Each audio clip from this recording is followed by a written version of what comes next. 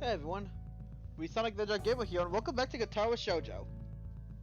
Last time,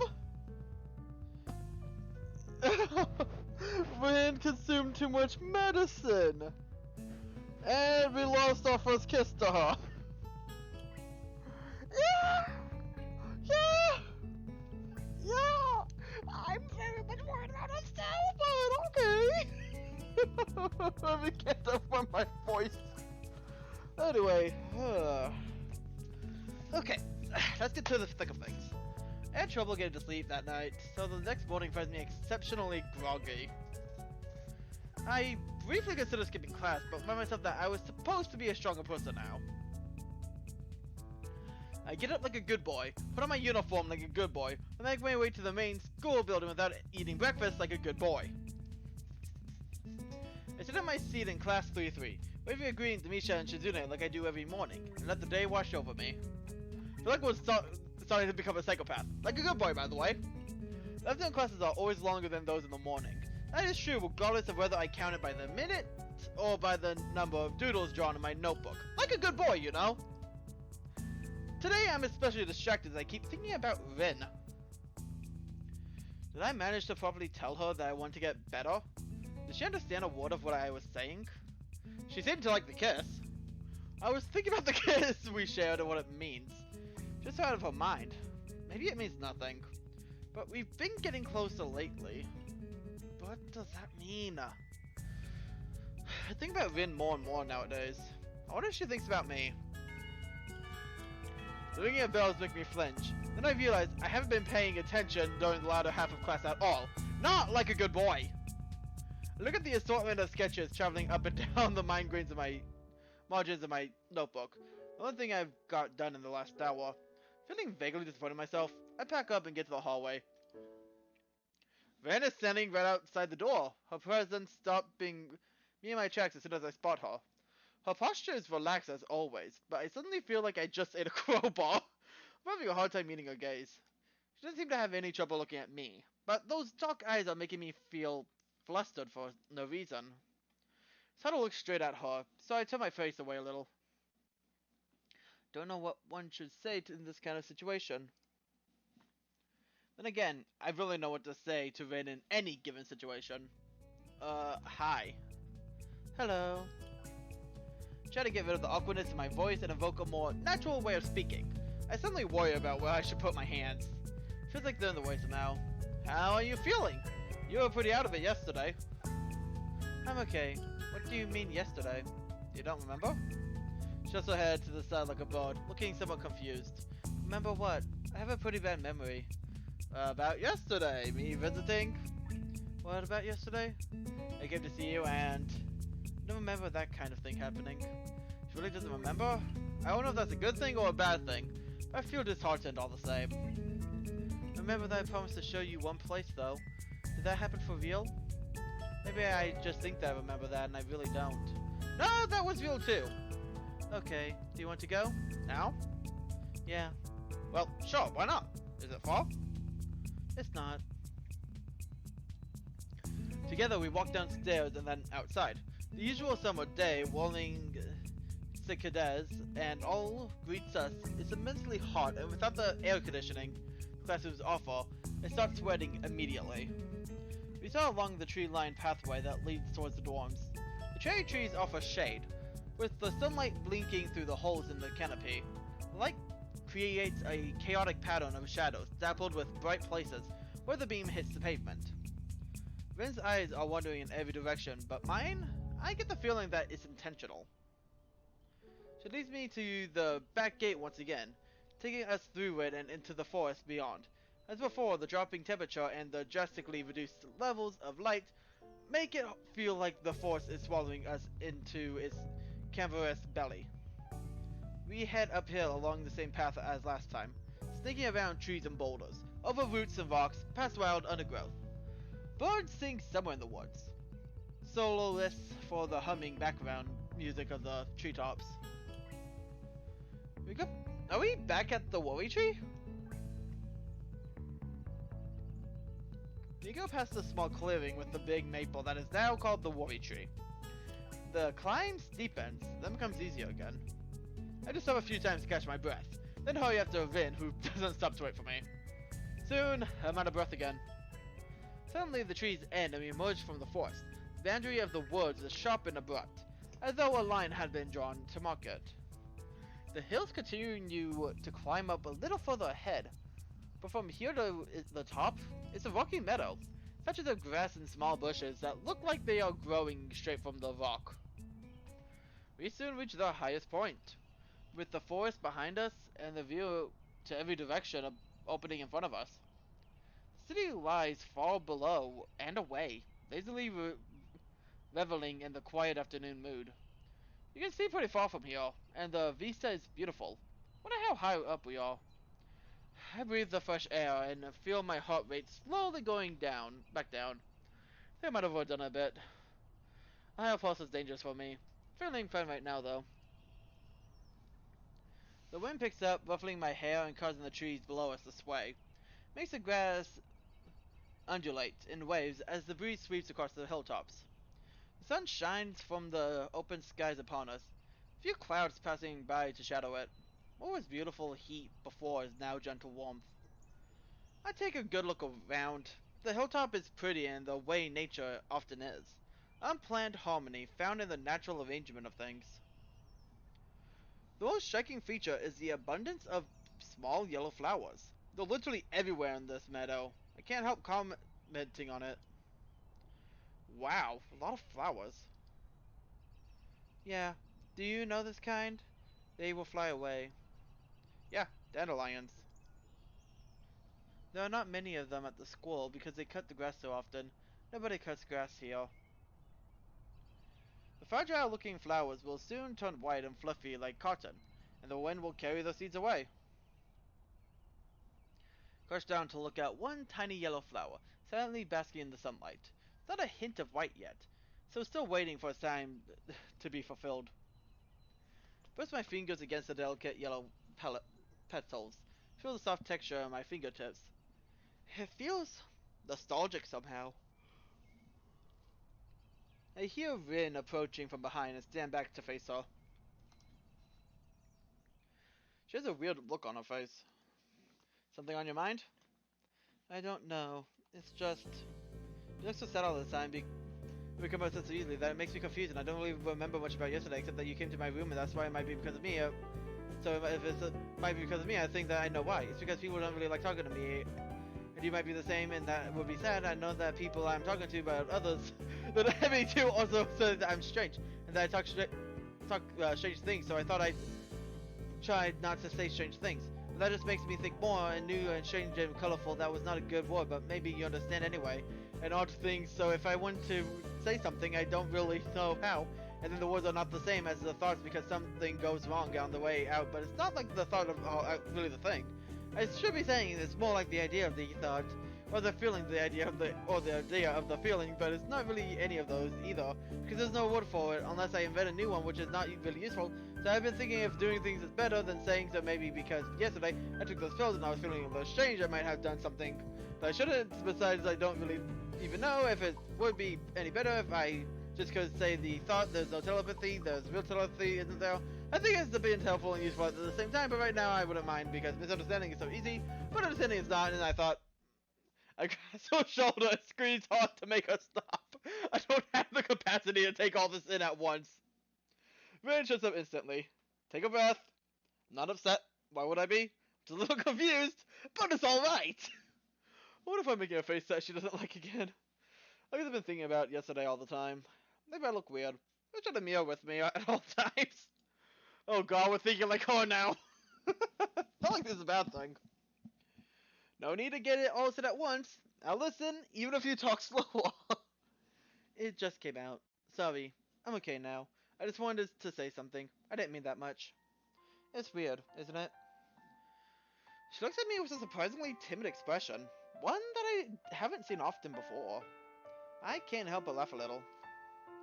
Yeah, it's weird. You're a pretty weird person, but there's nothing wrong with that. Thanks for being worried about me. And I'm going to get better.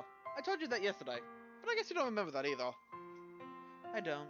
I wonder what else I forgot. Hopefully nothing important like my own name. That'd be terrible. Well, you kissed me. I did? Yeah, you did. On the lips. Should have said as matter of fact as I can, but I worried that I might be blushing again. Did you kick me? No! Why would I do that? Then it's all good, right?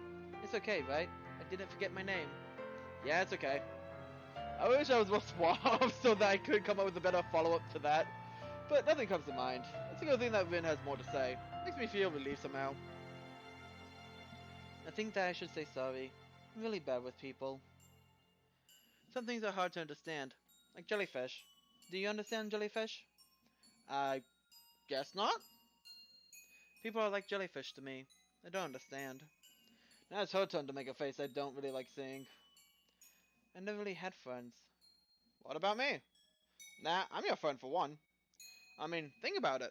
We already talk a lot to each other. And we've even gotten upset at each other, and then forgiven the other for it. That's what they call friendship. It's really nice of you to say that. I have always been able to tell everything to pencils and paints and paper. They're all my best friends. It's harder with people. I don't have to use words. That is hard for me. Oh wait, it's not for people. I have to use words. That is hard for me. Yeah, I know. You told me about how you forget. Rin nods at me wordlessly, and I dare to attempt showing her a little encouraging smile. I hope I do it properly. She doesn't reply in any way. I feel really glad. The distance Rin puts between herself and everything else has made me feel really uneasy. Ever since I first met her, if we become real friends, I'm sure I could understand her more. I'm sure that this way, we could close the gap of understanding between us. My thought don't transmit to Vin. She seems lost deep in thought, wandering amidst the sea of yellow flowers covering the grassy hilltop. It's just as well. Time passes, the breeze making the taller grass sway gently in the time with the wind. Rin hums a little song to herself, so quietly that I can't tell what it is, if it's even anything at all. A stronger gust sweeps over the hilltop, and the sound of the trees in the wind buries the song away. I check my watch, more out of habit more than anything else. It's 4:30 right now on this Saturday afternoon. Rin looks into the distant horizon with that odd blank stare of hers, as if she were looking at nothing at all. Her pupils are dark and quiet, like a pair of deep, still ponds. You are going to become better, right? Yeah. Me too. You know, I'm going to talk to that friend of the teacher and ask her to put my stuff in her place and work hard to get all that done. I decided that just now, you know, but I think I knew it all along. I've had this feeling for a long time now, that I'm going to change, even if I hate it. And I don't want it. Even if I wanted to, I would change. Like, I am not enough the way I am. I think this could be a good way to do it, because it's a straight line. Like, I've learned all the things in my life so far just for this. It's just art. It is the only thing I really know. I know what I'm going to do, so it's good. I'm not afraid at all. I feel like I always do. Is that weird? No, not at all. Close my eyes and give in the irresistible sensation that has been growing inside me all week long. I float up towards the surface of my own life. Pressure of being underwater slowly diminishes, and the weightless sensation becomes stronger. Break the surface of the water, into my head into the sunlight and inhale deeply. Breathing in fresh air as if for the first time in a long, long while. My lungs fill with oxygen, and I open my eyes to see Vin's peaceful, determined face. We walk down the slope carefully and slowly to avoid falling down. Rin in the lead and me a few steps behind. Rin surely can do this. Even if she can't, she's going to pull through. I'm sure that I can keep my head above water too. From now on. The sun sets behind our backs, setting the world ablaze in its orange glow. Keep watching the back of the red-headed gull descend the path a few steps ahead of me. If it's only this much, the distance between us is definitely within my reach. Here we go.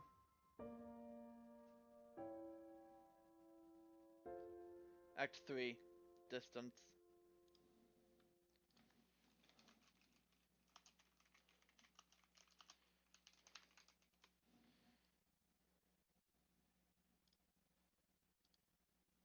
I asked you a question, Akai. Shake my head to fend off the dazedness. Teacher's looking at me as if everyone else in the class. Ah, sorry, I wasn't paying attention. What's the difference between... Never mind. Different question. Why are you here, in this class? To, learn about physics? Yes, well, no. But that's the answer I wanted to hear. To acquire knowledge is a secondary reason for you being in the school. The primary one is to learn the rules of society, the norms and ethics that govern your everyday life. You don't come to school for the classes. You come to interact with the other people there. Your classmates who are your equals and the teachers who are your superiors. You learn how to form social contacts and maintain them. In other words, how to be a part of society. The school itself is a microcosm of the entire society. Lockett was the one who realized that, you know. School is not just a place for learning, and all of the kids your age. You guys should know that better than anyone else. Pause for a moment lets his eyes sweep over the class as if the message sunk in. At the very least, it shut everyone up and got them to focus on him, captivated either by his voice or the sudden change of topic from physics to the philosophy of education. However, my classes, as you aptly put, are a place for learning about physics. He points at me with the piece of chalk he's holding. So, no sleeping during class. Got it, Nakai? Yes, sir. It's caught on my eye. I catch Shizune's scowl and Misha's barely contained giggle. I sink deeper into my seat. After classes end, I'm the last one to leave the classroom. I close the door behind me and quietly make my way to the art room. Club time passes in relative peace and quiet. I sit in my usual seat next to Vid. But she doesn't seem to be in a talkative mood. Yeah, this is definitely the last one for tonight. She's even more distant than usual. Today we are going to draw still life, and get to choose from either a vase full of fake flowers or an arrangement of rocks, sticks, and canvas. The teacher encourages us to gather around the preferred motif, emphasizing perspective, texture, lighting as the key points of this exercise. I look to Rin as if she prefers one of the subjects over the other, but she just tilts her head, signifying nothing. The club members quickly shuffle their chairs around the classroom to get closer to either the vase or the clutter. Rin and I both pick the flower vase, but the only one of us seems to do any of the work. She's ignoring Nomiya's assignment, just like she suddenly started ignoring me, and has begun doodling something idly with her foot, not even looking at what she's drawing. I try to catch her gaze, but she's looking out the window. It's making me uneasy. Rin almost looks like she's asleep with the way she's leaning back against the chair with her legs resting easily on the desk. She's now completely given up on the drawing. The more I try to relax, ignore her, and just be myself, the more it feels like I should ask if something's wrong. The club activities are over and others have filed out, Rin gets up from her seat and marches over to Nomiya with unusual determination. I will do it. Nomiya, who was humming to himself while sorting a box of pencils by hardness, turns around with a mixed expression of friendliness and incomprehension on his face. What will you do, my girl? A gallery person. I can talk with that person. At least yesterday I thought I could. And today too. I think. I want to try it. I'm going to go all the way. The widest smile I've seen on any person's face lights up on the teacher's features. He is almost literally beaming. Oh, wonderful! I had almost lost hope! Such a hard-headed girl. You are. But I knew that sooner or later you'd understand as well. I will call my girlfriend, Seonji, and arrange a meeting. You'll need to show her your work so she can estimate it. I told her about you, but obviously you should talk face to face. This is so exciting, isn't it? Nomiya is talking more to himself than to us, and walking in circles around his desk, moving his hands around wildly all the while. He picks up his cell phone from his breast pocket in his jacket and flips it open with a stylish movement, starting to look for the number to call. While he searches, he notices me staring and gives a beaming thumbs up. I shrug back at him, doing my best to not look smug. Nomiya finds the number and makes the call, turning away from us and lowering his voice once it goes through. Even so, I can hear his excited voice. The call doesn't last long. Fabulous! Say's at the gallery right now, and she said we could stop by right away if that's fine. This is most excellent! Do you have some kind of portfolio to show, Rin? Just shakes her head at the question. Never fear, I've taken some photos of your paintings. We can bring those and maybe a couple of originals with us. Those will quite suffice for now. There should be some recent ones around here in the back, right? He pulls out a folder full of photos out of her desk drawer, then charges towards the back where there's a small storage room and extra cabinets for all of the materials and tools the art classes and club use. He soon finds what he was looking for and crudely wraps 2 of Vince's paintings in some brown packing paper. Nakai, would you carry these to my car? Look at the 2 oil paintings. They aren't heavy, but they do make navigation somewhat cumbersome as I follow Nomiya and Rin to the parking lot. Nomiya has a pretty nice car. Not something I expect a high school teacher to drive. I wonder what kind of salaries they own at Yamaku. That's actually interesting, considering teachers don't get paid that much in reality. It sucks. The canvases are stuffed into the truck where they just barely fit. The teacher's obvious enthusiasm prompting I get in the car along with them. Rin answers my questioning stare with a confirming nod and a nonchalant shrug. Guess I've become some sort of assistant for her now.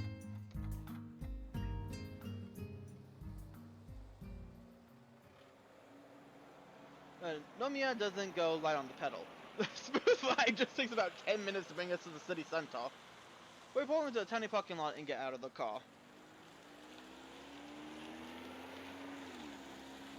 I pick up the paintings again. Looking around, it's just like any city in Japan, really. Same styles of buildings, people hurrying here and there, office workers sweating in their suits in the summer heat. Wide tree-lined streets aren't something you see everywhere, though. Maybe they are this city's specialty. It definitely has that feel of the city, which I thought I'd already forgotten. I feel immediately comfortable walking around. I haven't actually been here before. No? In that case, it's about time! It's a great city! Lots of wonderful folks around here! And most importantly of all, a vibrant cultural life! Say's place is just around the corner! 22nd corner, huh? After turning around 3 more corners, Nomiya stops in front of a door.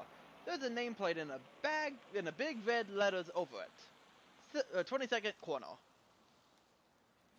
Is this really the 22nd corner? Of what? That's bothering me too. I mean, where to start counting? Which way do you count? Vin gets worked up over the strangest things. Unlike me, Nomiya ignores her completely and pushes the door open. The gallery is very clean looking, and the air conditioning makes it cool and very comfortable. The white walls and big shadows facing onto the busy street makes the whole place feel airy and bright. There's nobody around whom I can see, however. Most of the floor space is empty, with only a few large tables and a counter for furniture. There are paintings too, of course. A poster advertises an exhibition for an artist I've never heard of. Most of his work seem to be portraits or landscapes done in a more traditional style than Rin's abstraction. Oh! There's another person on this one that we don't normally see. Standing by the bell of the door, a lady who looks maybe around Nomiya's age comes from around the corner. She's dressed in a sharp suit, her straight dark hair in the perfect ponytail behind her head. A pair of flashy, expensive-looking eyeglasses frame her eyes. Second glance, I'm not so sure of her age anymore. She looks old, and yet not actually old. Say, hello! She clearly recognized the teacher, grinning him warmly. Oh, there you are, Shinichi. And so quickly. I take it that these 2 are your students? Indeed. Let me introduce you. This is Rin Suzuki, the one I spoke to you about. And the healthy-looking lad there is Hisao Nakai. She takes a long, hard look at both of us, especially Rin. It feels like we're being evaluated. That award of some abstract kind is being calculated for us. Her eyes linger for a long time on Rin. On her eyes, her empty sleeves tied in knots. Her posture, Say takes her first impression of Rin with an intensity I've not seen used by anyone else before. Once finished, she smiles admittedly. Pleased to meet you both. My name is I can't say the last name. Seonji, and I'm the owner of this gallery. Could I offer you some tea? Oh, no thank you, we're fine. Let's get down to business.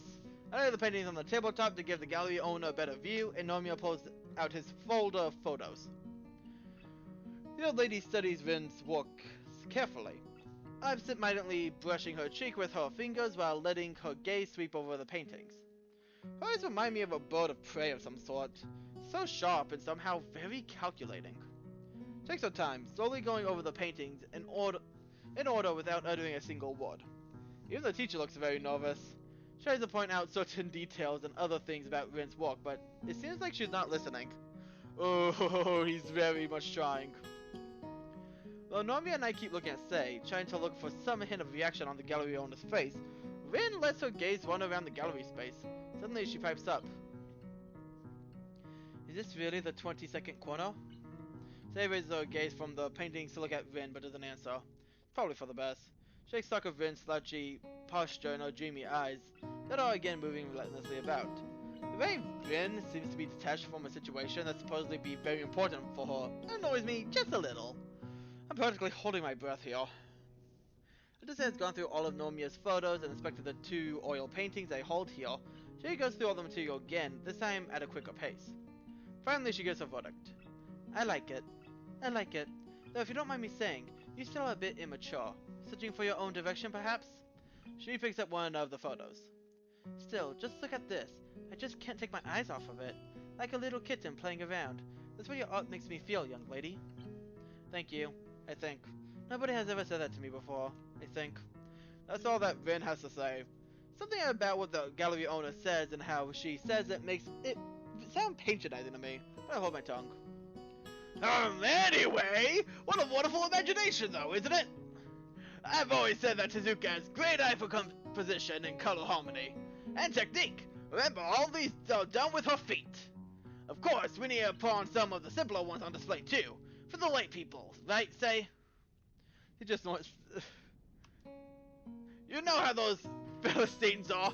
What do they understand about real art? They just be at a loss with the abstractions and themes here.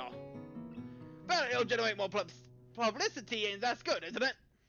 Sei smiles gently at Nomiya's remark and turns back to the paintings. I wonder. Tell you the truth, I just don't know if all of this makes an exhibition. And if I like it, I don't get a feel of theme, of cohesion. There is no au revoir, and really, what expects from a young artist like the kitten here? Oh no! It's definitely doable, especially if we get a few new pieces and touch up some old ones. I don't mind painting more. I'll do anything. It's a bit of a stretch. Trust me, I would have come to you if I didn't believe Tezuka was ready. You can see it too, can't you? I know exactly what her kind is capable of, and you know too. Those words, the gallerist lady pause. A hollow, bottomless look takes over her eyes for a moment, as if she was looking through or maybe past Nomiya. She says nothing, and her mouth becomes a tight, flat line, as if stretched. Finally, the moment passes. Is that what you're saying? That's what I'm saying! Sai sighs and takes a few steps, walking in a circle as if to help organize her thoughts. She takes another look at a photo of the painting she particularly liked, the one that made her call Rin a kitten. Places her hand over her mouth, lost for words. After a few moments, shakes her head. I don't know what to say. After seeing you, dear, and these paintings of yours, would you excuse us for a moment? I want to talk to your teacher in private for a bit. Sei draws the art teacher aside, and they talk in hushed tones for a while. Can't hear what they're saying, but over her shoulder, I can see the lines around the corners of her mouth tightening as she motions with her hands in time with her words. The expression on her face is... What kind of expression is it? I couldn't say. Once they are discussing... No, once they are done discussing whatever they had to discuss, they give one another a serious look. It's like something that goes beyond mere words transpiring there. They walk back to us. Sei looks seriously at Rin, her left hand reaching as if instinctively towards a pack of cigarettes that's laying on the table. She picks the pack up and extracts one, looks at it absentmindedly as if only now realizing she did so, and puts it back. She's stressed, isn't she? She does not think this is a good idea at all. To be fair, we already know that, but she especially doesn't think so, I think. Finally, she locks eyes with Rin, evaluating her once more. Alright, little kitten, I'm going to believe in you. I'll display your paintings here. From what I can see, this is not enough. You don't really have a cohesive theme, and you don't really have enough of the good stuff. You're going to have to work hard to actually get something that we can put on exhibit here. I know. It's a good thing my gallery is so small, no? Vin already spends pretty much every free waking moment she has painting. How is it possible to work any harder? She has to skip class to do more than she already does. How can anyone work that much? Sarah falls in gallery after my words. She looks at the art teacher, who is looking contemplatively at his star student. Look at all three of them confused. It's doable! What do you mean? I mean, the school's special! The board puts great value on things such as this. I'm sure I could arrange some leave for her. It's not unprecedented by any means. I'll discuss it with her parents too, but they've been quite supportive. However, it might be a bit of a stretch to get working space for her at the school, as she's not actually going to attend classes. Actually, I was thinking about this before. Do you have a place upstairs for anything? No, I don't. Haven't since back then. It's more of a landfill than an atelier now. Upstairs? I own a small atelier apartment on the top floor of this building, but it hasn't been in use for... Goodness, it's been so long, hasn't it? Rising to Normia, who has a strange, muted expression on his face. Indeed, don't you think? Even Normia in his brashness has trouble coming straight out with the question. Say, of course, sees through him and throws her hands, sighing deeply. I guess I can't say no, can I? Very well, I'll lend you the use of that place as well, if needed. It's not like I really use it. Excellent! I knew I could count on you! Don't celebrate yet. It really is a mess, so don't be shocked when you first see it. However, you can use it as you see fit. Since in that Leo, it already has assholes and things like that. You only need your own tools and materials and to somehow clean it up a bit. It's not habitable though, so I can't let you live there. I'll doubt your school or parents would allow that in any case. Okay. However, it's convenient to crash there overnight if necessary. I won't mind. Most excellent, isn't it, Tezuka? He enthusiastically pats Vin on the shoulder, laughing in relief and happiness, as if all this good fortune landed on him personally. Say smiles as well, perhaps more amused by the old teacher's glee than anything else. Oh dear, Shinichi, this really is like back then. Are you sure we all haven't bitten off more than we can chew? Say looks at Vin, who looks to be oddly subdued despite all this. I hope it will be worth it, kitten. She hands out her hand as if to shake Vin's, who realizes the impossibility and quickly moves to pat her on the shoulder. Vin looks back at her silently, her eyes serious and impenetrable, like the dark of the night. Ooh, that lasted a bit longer than I expected. My voice. Okay, that's all for this time. This is Resonic the Drug Gamer. Hope you enjoyed this series so far, and I'll see all you guys again next time. See you guys then.